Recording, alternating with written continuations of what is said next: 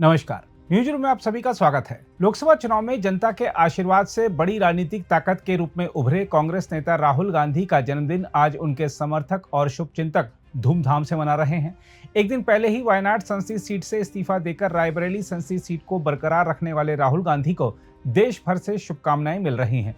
देश भर के कांग्रेस कार्यकर्ता राहुल के लिए मंदिरों में पूजा पाठ कर रहे हैं और मिठाइयां बांट रहे हैं। दिल्ली में तो कांग्रेस मुख्यालय पर ढोल नगाड़े बजाकर राहुल गांधी का जन्मदिन मनाया गया।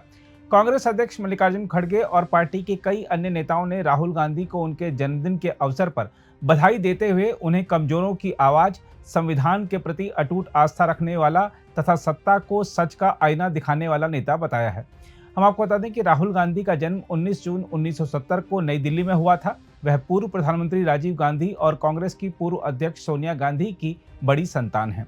वर्तमान में वह उत्तर प्रदेश के रायबरेली से लोकसभा के सदस्य हैं। इससे पहले वह केरल के वायनाड से सांसद थे। राहुल गांधी ने राजनीति में कई हमले और नाकामियां झेली, लेकिन सब पर विजय पाते हुए उन्होंने साबित कर दिया है कि हार कर जीतने वाले को सिर्फ बाजीगर ही नहीं बल्कि राहुल गांधी भी कहते हैं। हम आपको बता दें कि बीजेपी ने राहुल गांधी को पप्पू करार देकर उन्हें पूरी तरह से विफल घोषित करने में कोई कसर नहीं छोड़ी थी, लेकिन राहुल गांधी ने पूरे चुनाव प्रचार अभियान के दौरान पार्टी का नेतृत्व करते हुए अपनी रणनीति से बीजेपी को कई जगह उसके गढ़ों में ऐसी मात दी है जो कि भगवा खेमे को हमेशा सालती रहेगी। भारतीय राजनीतिक इतिहास को देखेंगे तो पाएंगे कि विपक्षी नेता के रूप में राहुल गांधी ने बहुत कुछ सहा है। उनकी छवि पप्पू यानी कम बुद्धि वाले नेता की बना दी गई थी। यही नहीं, उनकी राष्ट्रभक्ति पर भी सवाल उठाए गए थे। लोकसभा चुनाव से पहले उनके विदेशी दौरों को सवालों के घेरे में लाते हुए उन पर आरोप लगाए गए कि वह विदेशों में अपने संबोधनों के जरिए देश की छवि खराब कर रहे हैं। चुनाव के दौरान राहुल गांधी के तमाम पुराने वीडियो के अंश निकालकर उनकी समझ पर सवाल उठाए जा रहे थे, लेकिन लोकसभा चुनाव परिणामों ने साबित कर दिया कि राहुल गांधी राजनीति में सफल और स्थापित दोनों हो गए हैं।